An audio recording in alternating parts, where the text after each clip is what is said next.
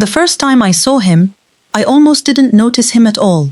He was just a man on a bench, outside a small train station in Melbourne, sitting in the rain.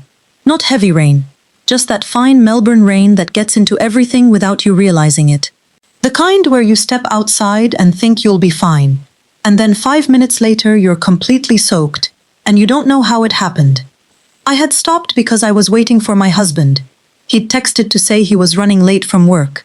So I sat down on the bench outside the station, and I watched people come and go. Commuters, a man with a pram, 2 teenagers arguing about something on a phone screen, a woman with a shopping bag over each arm, moving fast, like she was already late for something else. That was when I noticed the man beside me. He was probably in his late 50s, maybe early 60s. I couldn't quite tell. His hair was mostly gray, cut short, with a little bit sticking up near the back, like he hadn't checked a mirror. He had a narrow face, deep lines around his eyes, the kind that come from years outside in the sun, or years carrying something heavy. His jacket was dark and wet around the shoulders. His trousers were clean but old. His shoes looked like they had been walked in for a very long time. One of the laces was loose. He kept rubbing his hands together slowly. Not because he was cold. At least, I didn't think so. It was more like something he did without thinking. A habit. Something his hands did when the rest of him went quiet. He wasn't looking at his phone. He wasn't reading. He wasn't watching the people walk by. He was simply sitting there. Still. Very still. I remember his eyes more than anything else. He was looking across the road. Not at the traffic. Not at the people on the other footpath. Somewhere beyond all of that. Like he was watching something the rest of us couldn't see. After a few minutes, he turned and looked at me. I didn't look away in time. He said, "Excuse me." His voice was quiet. Not soft, exactly. Just quiet. Like he used it carefully. I turned properly. "Yes?" He pointed toward the street. "Does this bus go toward Carlton?" I told him I wasn't sure. "I didn't use that route." He nodded. "Thank you." Then he looked away again. That was it. Nothing strange. Nothing important. Just a man asking about a bus. My husband pulled up a few minutes later. I got in. We drove home. I made dinner. I helped my youngest with his homework. I watched a bit of television with my husband, and then we went to bed. I didn't think about the man on the bench again. At least, I thought I didn't. Before I keep going, I want to say something. I've never really told this story out loud. Not all of it. Not to anyone. Because I know how parts of it sound. I know what people think when someone says what I'm about to say. But something happened to my family. Something I can't explain. And I'd rather say it clearly and have people think I'm strange than keep carrying it quietly for the rest of my life. So if you're here, I need you to stay. Because what I'm about to share took a long time to be ready to say. My name is Maryam Hassan. I was 41 when all of this happened. I had been living in Melbourne for years by then. I worked as a primary school teacher. I genuinely liked my job. I liked the noise of a full classroom. I liked the strange things kids said when they weren't trying to be clever. I liked opening the classroom door in the morning and finding drawings taped to every surface, like the room itself had been decorated while I slept. My husband, Nabil, worked in building management. We had 2 children. Our oldest was 17 at the time. Our youngest was 11. From the outside, we looked like a normal family, and in many ways we were. We had food in the fridge, bills that were mostly paid, a home, jobs, family nearby. We had enough. But something had shifted between Nabil and me. Nothing dramatic. No big falling out. No affair. No moment I could point to and say, that was when things changed. It was smaller than that. We had become tired. We talked about bills, school drop-offs, which grocery store had the better price on something, who was picking up our son, who was taking our daughter to her music lesson. We could spend an entire evening in the same room, in the same house, and not say anything that actually mattered. I noticed it. I just didn't know what to do about it. My faith had become like that too. I was still Muslim. I had grown up with that faith, woven into everything. As a kid, I had found comfort in it. I'd had this memory of sitting alone after school, maybe 10 years old, just talking quietly to God, like I was talking to someone in the same room. It had felt real then, natural, like something I had discovered for myself. But somewhere between then and now, it had become more like going through the motions. I still prayed. I still believed in God. I still told myself I knew where I stood. But the questions had stopped. I'd convinced myself that was what growing up looked like. You get older, you have children, you work, you pay bills, you stop searching for things that can't be answered. You accept what you have. That's what I told myself. What I didn't understand was that I had started confusing being busy with being content. There was a hunger underneath everything. I wanted peace. Not a better house. Not anything I could buy. Peace. I wanted to stop feeling like my family was slowly moving away from each other while we were all still living under the same roof.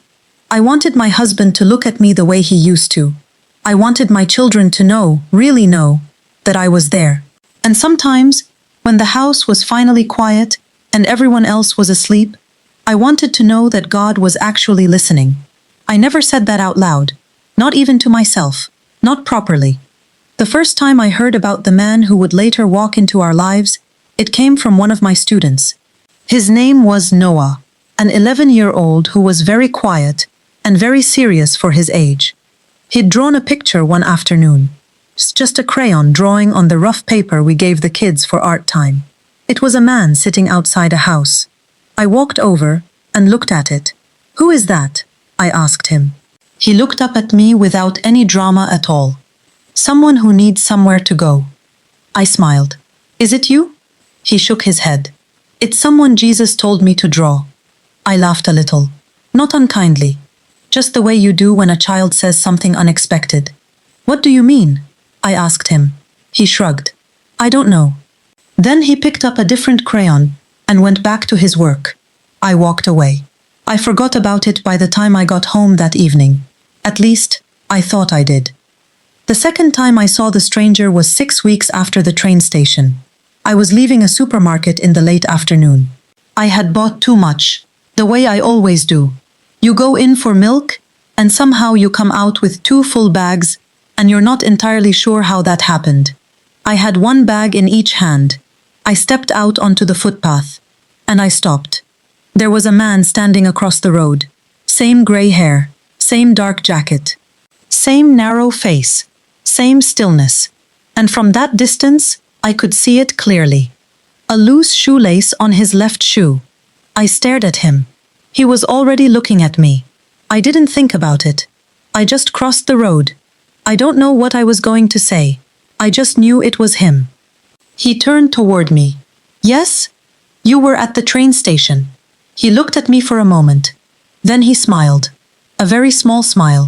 Almost nothing. "Yes," he said. I waited for him to add something. He didn't. "Do you live around here?" I asked. "No." "Are you waiting for someone?" "No." His answers weren't rude. They were just complete, like there was nothing more to say on the matter. I shifted the bags in my hands. They were getting heavy. He looked at them. Then he said, "Your family is waiting for you." I frowned. "No. They're at home." He nodded slowly. "That's what I mean." Then he turned and walked away. Just like that. I stood on that footpath and watched him go. He crossed the street. He didn't look back. He just kept walking until he was out of sight. I stood there thinking, what a strange man. And that explanation worked for me. A strange man. That was all. I went home. I unpacked the groceries. I made dinner. I helped my son with his homework. I washed the dishes and dried them and stacked them where they always went. I went to bed. But that night, before I fell asleep, I thought about his voice. Not what he had said, the way he had said it. There had been no threat in it, no warning, no performance. Just certainty. A few weeks after that, Nabil and I had our worst argument in years. It started over money. It usually does. He had paid a bill late. I asked why. He said he had forgotten. I said he always forgot things. He said I was always complaining. Then we stopped talking. He went into the bedroom and closed the door. I stayed in the kitchen. I remember standing there holding a tea towel that I didn't need anymore, just holding it because my hands needed to hold something. I was angry. And then I looked around. The kitchen was quiet. The hallway was quiet. My kids were upstairs. The house was full of people and completely silent. Something hit me then. We had become two people who knew everything about each other's schedules and almost nothing about each other's hearts. I sat down at the kitchen table. I put the tea towel down, and I prayed. Not properly, not the way I had been taught. Not in the careful, structured way I had learned as a kid. I just whispered something. God, I don't know what I'm doing anymore. That was all. I wasn't asking for money. I wasn't asking for my husband to be different. I wasn't asking for anything specific. Just saying it out loud for the first time. I don't know what I'm doing anymore. Then I went to bed. The next morning, our neighbor knocked on the door. She was a kind woman. We didn't talk often, but we got along. She told me she had seen a man sleeping near the park. She said he had looked sick. She wasn't sure if someone should check on him. I listened. I said I hoped he'd be okay. She nodded and went home. I went to school. That afternoon, during recess, one of my kids fell over on the concrete near the playground. I went over and helped him up. He was crying. "You're okay," I said. "I'm not," he said. I thought he meant his knee. "Where does it hurt?" He pointed toward the gate at the edge of the schoolyard. "That man," he said. I looked toward the gate. Nobody was there. "Which man?" "The one who comes when people are sad." I thought he was making something up. Kids do that sometimes. They tell you things that are half real and half something else. I laughed softly. "There's no one there." He looked at me very seriously. He wasn't joking. That evening I told Nabil about it. We were sitting at the kitchen table. He had his phone in his hand. I was washing a cup at the sink. "Kids say weird things," he said. "I know," I said. I turned back toward the window. It was raining outside. Hard this time. A proper Melbourne downpour. The kind that makes everything on the road look like it's shimmering. Then I saw him. Across the street, standing on the footpath. Gray hair, dark jacket, completely still. I couldn't see his face clearly through the rain, but I knew. I walked closer to the window. Nabil looked up from his phone. "What are you looking at?" "Nothing," I said. But when I looked again, the man was gone. I pressed closer to the glass, looked left, looked right. Nothing. I told myself I had imagined it. That explanation held for a few more days. It was a Thursday. I remember because Thursday was the day my daughter had music lessons. She'd come home tired that night, with sheet music tucked under her arm, and her shoes making noise on the tiles, because she always forgot to take them off at the door. My son was upstairs. Nabil was on the couch watching television. I was cleaning the kitchen. It was nearly 11 at night. The kind of quiet that settles into a house when everyone is tired and no one is moving fast anymore. Then someone knocked on the front door. 3 times. Slow. I looked at Nabil across the room. He turned the television down. "Who's that at this hour?" he said. "I don't know." He stood up. I followed him into the hallway. He looked through the narrow window beside the front door. Then he turned and looked at me. He didn't say anything. He didn't need to. My stomach dropped. Nabil opened the door, only a crack. Just enough to see. The stranger was standing outside. He was soaked through. His jacket was dripping. His hair was flat against his head. His hands were held together in front of him. He looked exhausted. Not angry. Not desperate. Just tired. He looked at Nabil. Then his eyes moved to me. They stopped there. Nabil said, "Can we help you?" The stranger said, "I need somewhere to stay until morning." Nabil didn't answer. "I won't cause any trouble," the stranger said. Nabil turned toward me. He had that look on his face. The one he uses when he's already made a decision, but he wants to see what I'm going to say first. I looked at the stranger.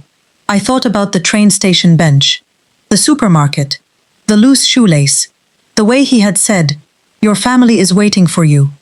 I heard myself say, "Come inside, Mariam." Nabil said my name quietly. A warning. "It's raining, Nabil. We don't know him." "I know that." The stranger lowered his head. I understand, he said. He stepped backward, off the doorstep, back into the rain. And that was when I felt it. Not fear. Something different. Something that pulled. I opened the door wider. Come in, I said again. Nabil was not happy. I could feel that beside me. But he moved aside. The stranger stepped in. He bent down at the door and took his shoes off without being asked. His socks were soaked through. He looked embarrassed about it. I'm sorry, he said. It's okay, I said. I grabbed a towel from the linen cupboard and handed it to him. He took it carefully. Thank you. I showed him to the spare room. It was plain. A single bed, a small lamp, a window that looked out toward our back fence. He stood in the doorway and looked at the room. Then he turned back toward me. He said, You prayed tonight. My hand stopped on the door handle. What? He said. You asked God to help your family. I stared at him. Nabil was just behind me in the hallway. I heard him step forward. What did you just say? My husband asked. The stranger looked at Nabil, then back at me. You don't need to be afraid, he said. Nabil's voice went hard. How do you know what she prayed? We don't know you. How would you know that? The stranger didn't answer. He simply walked into the spare room, closed the door behind him, and went quiet. Nabil looked at me in the hallway. What have you done? He said. I didn't know. I genuinely didn't know. We stood there for a moment. Neither of us moved. I whispered, I don't know. We went to bed. Neither of us slept properly. Nabil kept getting up, checking the front door, checking the hallway, lying back down, getting up again. I stayed still and listened. Around 2 in the morning, I heard footsteps, slow ones. I sat up. The footsteps stopped somewhere near our bedroom door. I held my breath. Then they moved away. I waited a few seconds. Then I got up and opened the bedroom door. The hallway was empty. I walked to the spare room. The door was closed. I knocked. No answer. I opened it. The room was empty. The bed hadn't been slept in. The pillow was flat. The blanket was folded back exactly the way I had left it. The window was shut. I checked the bathroom. Nothing. Then I heard a sound downstairs. The front door. I ran. The stranger was standing in the hallway near the front door, fully dressed, shoes on, jacket on. He was holding something, a small wooden cross. I had never seen it before. I had no idea where it had come from. He looked at me. I need to go. Where? I asked. He smiled. Where I was sent. A chill moved through me. Who sent you? He looked at me quietly. Then he said, Jesus. I couldn't speak. He placed the cross on the small table near the door. Just set it down there like it belonged. Then he opened the front door. I followed him outside. The rain had gone down to almost nothing. Just a mist now. Wait, I said. He stopped. Who are you? He turned around slowly, and for the first time, I saw something in his face I hadn't seen before. Sadness. Not sadness for himself. For me, he said. You opened the door. Then he walked. I ran after him. He reached the end of our street. A car came through. Its headlights filled the whole road for a second. I couldn't see around them. The car passed. He was gone. I stood at the end of our street in my socks. I looked left. Nothing. I looked right. Nothing. I walked to the corner. Empty. I stood there for a long time. Then I went back inside. The little wooden cross was still on the table by the door. In the morning, Nabil didn't believe me. Not at first. He said the man had probably slipped out while I was looking the wrong way. He said people can move faster than you think. He was at the end of the street, I said. There was nowhere for him to go. Maryam, I stopped. I knew he was trying to make sense of it. So was I. I had been standing in the kitchen, trying to think my way through it, for an hour already, and I hadn't gotten anywhere. Then our daughter came downstairs. She saw the cross on the table. What's that? She said. I told her what I could. That we'd had someone stay the night. That he had left it behind. She looked at it for a moment. Then she said, very calmly, I've seen him. The room went quiet. I looked at her. When? At the park. A few weeks ago. Nabil had put down his cup. She continued. He asked me if I was scared. Scared of what? I said. I don't know. I said no. Then what did he do? She shrugged. He said, good. Your mum is praying for you. My heart stopped. I looked at Nabil. He looked at me. Neither of us said a word. That morning felt ordinary on the surface. My son left for school. I made breakfast. My daughter got ready. Nabil went to work. I stayed home for a little while before my own shift. Then my phone rang. It was my son's school. They said he had left the grounds during second period. My heart dropped straight into my stomach. I called him. No answer. Again. Nothing. I called his friend. Nothing. I got in the car. I don't remember much of the drive. I remember traffic lights. I remember my hands gripping the wheel tighter than they needed to. I remember my son's face in my head. They thought he might have gone to a park near the river. I got out of the car and looked around. And then I saw him. My son was sitting on a bench near the water. Beside him was the stranger. I stopped walking. The stranger looked up at me. My son stood. Mum. I ran to him. Are you okay? He nodded. He looked pale. I didn't know where to go, he said. I held him. Then I looked at the stranger over his shoulder. The stranger was standing now, calm, still, same face, same gray hair, same jacket. You, I said. He looked at me, then at my son. Your family needed to open the door, he said. I stepped closer. Who are you? He smiled. I told you. Jesus sent you. He nodded. Why? He looked at my son. Because he was about to make a choice he would regret. My son's shoulders shook. He started crying. I turned to him. What happened? Tell me. Slowly, through tears, he told me. There were older boys, boys he'd been trying to fit in with. They'd told him to meet them that day. They wanted him to go somewhere with them and take something that didn't belong to them. He hadn't known how to say no. He hadn't known how to tell us. So he'd left school. He'd gone to the park. He was sitting there trying to work out what to do. And the stranger had found him. Or maybe he had already been there waiting. I didn't know. The stranger said, take him home. I nodded. I looked down for 1 second to reach for my son's hand. When I looked back up, the bench was empty. The stranger was gone. After that, I stopped trying to explain him. I couldn't. But something had changed inside our family. Something real and slow and hard to name. Nabil and I started talking. Actually talking. Not about bills. Not about pickup times. About things we had been keeping quiet for years. My son told us things he had been sitting on. My daughter started praying with me at night. Just the two of us. Nothing formal. Just talking. We ate dinner together.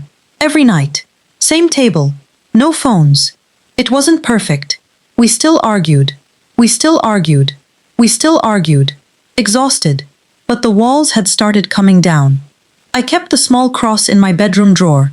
I couldn't bring myself to throw it out. I didn't know what it meant yet. I just couldn't let it go.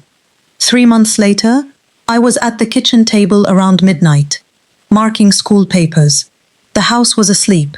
The refrigerator was humming. A car passed outside. I looked up. The stranger was standing near the doorway.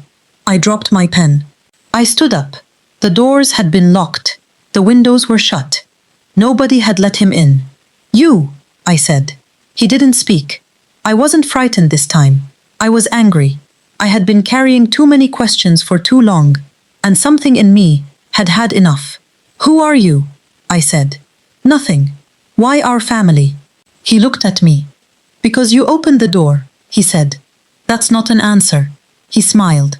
I stepped closer to him. What do you want from me? He said. Nothing. Then why do you keep coming back? He was quiet for a moment. Then he said, because you keep asking God to show you that He is there. Something cracked open in me when he said that. I had almost forgotten that prayer, the one in the kitchen, the whispered, I don't know what I'm doing anymore. He hadn't forgotten it. I don't understand, I said. My voice was quiet now. The anger had gone somewhere else. He walked slowly to the kitchen table. He looked at the papers I had been marking. Then he looked at me. You think God only speaks when the sky opens, he said. I didn't answer. Sometimes he sends someone to your door, he said. I whispered, Are you Jesus? He looked at me. No. That surprised me. Then who are you? He smiled. You don't need to know that. I felt the frustration come back. That's not fair. He held my eyes with that same steady expression. Jesus is not asking you to understand everything, he said. A pause. He is asking you to open the door. I started crying. I didn't want to. I was standing in my own kitchen at midnight, and I had spent 41 years keeping things under control, and I was crying in front of a stranger who had appeared inside a locked house. I sat down. He stayed standing. I don't know how to do that, I said. He said, Start with the truth. What truth? He said, You are tired. I was. You are angry. I was that too. You are afraid. I couldn't speak. He said, And you want to know if Jesus is real? I whispered, Yes. Then stop pretending you already have all the answers. I closed my eyes. When I opened them, he was gone. The chair across the table was empty. The kitchen was exactly as it had been. The door was still locked. I sat there for a long time. Something had shifted. Not outside in the world. Inside me. Something had stopped fighting. I stayed at that table for a long time after. I tried to pray the way I always had. The words I had known since I was a kid. They wouldn't come. So I said the only thing I could find. Jesus, if you really sent him. I stopped. I looked at the empty chair. Then show me what you want me to do. Nothing happened. No voice. No light. No warmth moving through the air. Just the refrigerator humming. A car passing on the street outside. The clock on the wall doing what clocks do. Ordinary sounds. And strangely, that was enough. I realized I had spent years waiting for something dramatic. Some sign so big I couldn't argue with it. But maybe the first step wasn't dramatic. Maybe it was just being honest. So I said, Jesus, I don't know you. And then, but I want to.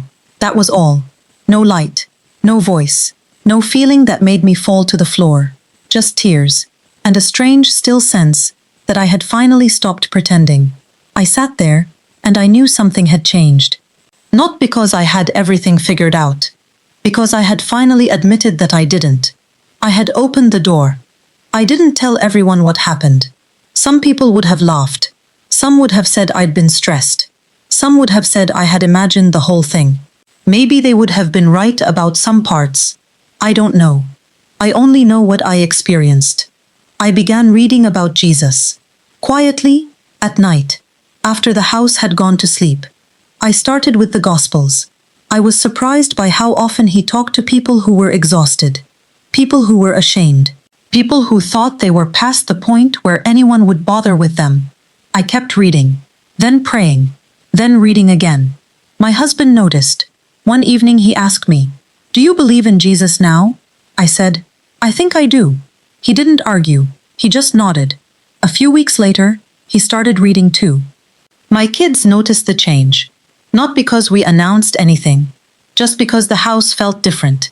My son started telling us things when he was struggling instead of after. My daughter started saying what was actually on her mind.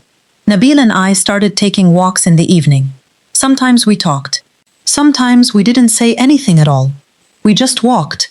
That was enough. The biggest change wasn't inside our house. It was outside. I started noticing people I had always walked past. The man sleeping near the train station. The woman sitting alone outside the hospital. The old man at the supermarket who always counted his coins twice before he put them on the counter. The young person standing on the footpath with nowhere to go. Before the stranger, I would see them and I would move on. I had somewhere to be. I was busy. I told myself someone else would stop. After him, I started wondering what their story was. One afternoon, I bought a meal for a man sitting outside a shop near the school. He looked surprised. You don't have to do that, he said. I know, I said. He smiled. It was a tired smile.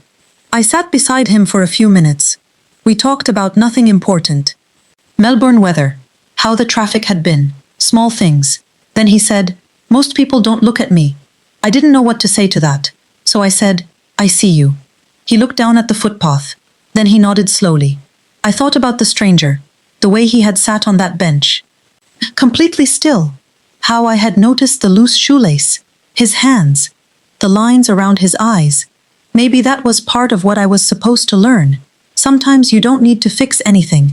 Sometimes you just need to see someone. There was still one thing I couldn't fix.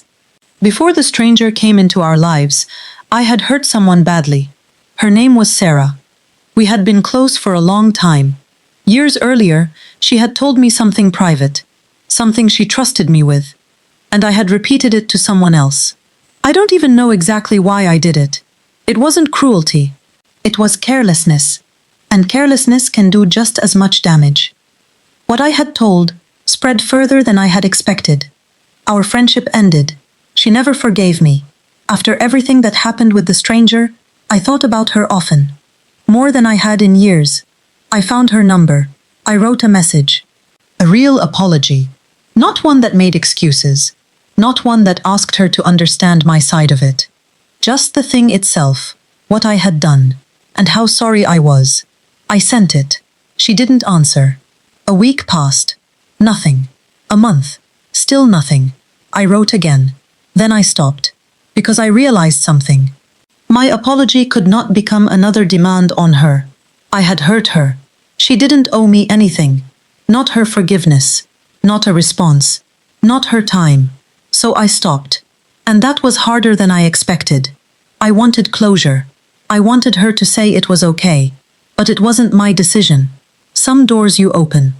Some doors stay closed. I had to learn to respect that. Almost a year after the first time I saw the stranger on that bench, I received an email from someone I had never met. His name was Thomas. He said he had watched something I had posted online. A short video about faith and kindness. He said it had made him think. He asked, "Why did you change?" I didn't know how to answer that fully. So I told him some of it. Not everything. Just enough to make sense. He replied. Then another message came a few days later. Then another. He told me his marriage was falling apart. That he hadn't spoken to his father in years. That he had stopped praying and wasn't sure he ever wanted to start again. Then he asked me something that made me sit still for a long time. He wrote, "Do you really believe Jesus can find people who don't want to be found?" I read that sentence 3 times. I thought about myself. I hadn't realized I was lost. I had simply been tired and quiet and going through the motions of a life. I wrote back, "Yes." He asked why. I said, "Because I think he found me when I was sitting in my own kitchen and didn't even know I needed to be found." We talked for several weeks. Then his messages stopped. I assumed he had moved on. 3 weeks later, he wrote again. It was short. He said he had called his father. They had spoken for 2 hours. He said he had started reading about Jesus. He wasn't sure where it would lead. Then he wrote something I have kept. He said, "I don't know what you believe happened to you, but something about your story made me open my own door." I read that slowly. The stranger had told me, "You opened the door." Now someone I had never met was telling me the same thing. Sarah still hadn't answered. And there was Thomas. I held both of those things at the same time. One relationship was still broken. One had come from nowhere. I didn't understand why life worked that way. I still don't. But I learned something from sitting with both. Changing doesn't mean everyone you have hurt will come back to you. Sometimes changing means accepting that they may not, and becoming different anyway. I saw the stranger one final time. At least, I think it was the final time. It was at the same train station where I had first met him. Early morning. The sky was pale and colorless. The platform was almost empty. A few commuters waiting quietly with coffees and headphones in. Then I saw him. Same bench, same jacket, same gray hair, same loose shoelace. I walked toward him. He looked up. I smiled. "Hello." He nodded. I sat beside him. For a while, neither of us said anything. The trains moved in the distance. Someone coughed. A cold breeze came through. Then I asked, "Was it really you, all those times?" He looked at me. "I don't know what you mean." And then he smiled. An actual smile. Small, Quiet. I laughed. It was the first time I had ever heard him do anything close to a joke. I looked at his hands, still rubbing together, same as always. You know what happened? I said. Yes, he said. Was Jesus really the one who sent you? He looked across the road for a moment. Then he said, who else would have sent me? I started crying, not from sadness, from something that felt like relief, like the last knot in something finally letting go. I asked, will I see you again? He looked at me. You will see who you need to see. Then I heard my train. I stood up. I looked back at him. He was still sitting there. I stepped onto the train. The doors closed. As the train moved forward, I turned toward the window. The bench was visible for a few seconds through the glass. He was still there. Then the station disappeared behind a building, and I never saw him again. 3 weeks ago, Thomas sent me another message. He said he had started going to church. He said he still wasn't certain about everything, but he was praying. He said he had called his father again. This time, they had started rebuilding something. Slowly, carefully. Then he wrote something that has stayed with me since. He said, I used to think I needed someone to prove God was real. Now I think I just needed someone to show me what it looked like to open a door. I read that slowly. Then I looked at the small wooden cross sitting in the drawer of my bedside table, the one the stranger had left on the table by our front door, on the night he came in from the rain. I took it out and held it in my hand. It was nothing special. Small, rough wood, a little darker on one side, no carving on it, nothing decorative. I have kept it for years, not because it proves anything, because it reminds me of the night I finally told the truth. Sarah still hasn't answered. Thomas is still rebuilding. My family is still imperfect. My faith is still growing. And I still don't know who the stranger was. I don't know how he entered a locked house. I don't know how he knew what I had whispered in an empty kitchen. I don't know how he knew where my son had gone. I don't know how he disappeared the way he did. I don't know if he was a man, or a messenger, or something I don't have words for. I have stopped trying to force an answer to that. This morning I was standing at the kitchen sink. The same kitchen, the same window, the same table where I had sat and whispered my prayer. Outside, Melbourne was grey.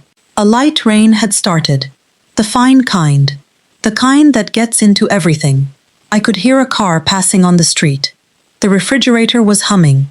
My husband was making coffee behind me. My daughter was moving around upstairs. My son was getting his bag ready for school. It was a completely ordinary morning. Nothing supernatural. Nothing dramatic. I looked at the window, and for a moment I could see it clearly. The stranger standing in the rain, outside our front door. His wet jacket, his grey hair, his exhausted face, his hands, that loose shoelace, and his voice. You opened the door. I don't know what he was. I don't know where he came from, or where he went. I don't know if he was an angel, a messenger, or simply a man whose path crossed mine at exactly the right time. I don't know. And I am finally okay with not knowing. What I do know is this. Before that night, I thought faith meant having answers. Now I think faith sometimes begins the moment you admit that you don't. I thought I was letting a stranger into my home. I thought I was helping someone who needed a bed for one night out of the rain. But when I look back, I think the stranger was the one who came to open something in me. Something I had been keeping closed for a long time. My heart, my marriage, my family, my faith. I want to say something to you directly before I go. This story took me a long time to tell out loud, because I knew how it sounded. I knew some people would hear it and think I imagined the whole thing. And maybe some days I wonder that myself. But I also know what changed inside my house. I know what my son told us he had almost done. I know what my husband and I were becoming before that night. I know what the cross in my drawer feels like when I hold it. And I know what it feels like to finally stop pretending. If there is something you have been carrying quietly, something in your family, a relationship you have broken, a question you have been afraid to ask, a fear you have never said out loud, then leave it in the comments. You don't have to explain everything. You don't have to have it figured out. Just write what you need prayer for. Because someone may be reading it who has been carrying something very similar. And maybe, like me, you don't need every answer today. Maybe you just need enough courage to open one door. That is what I am still learning to do. Every single day. And if this story meant something to you, stay with us here. There are other people on this channel who have been where you are right now. Lost in an ordinary life. Tired in a way they couldn't quite name. And then something small shifted. A knock on a door. A whisper in a kitchen. A stranger on a bench. We are here every week. And there is always room for one more.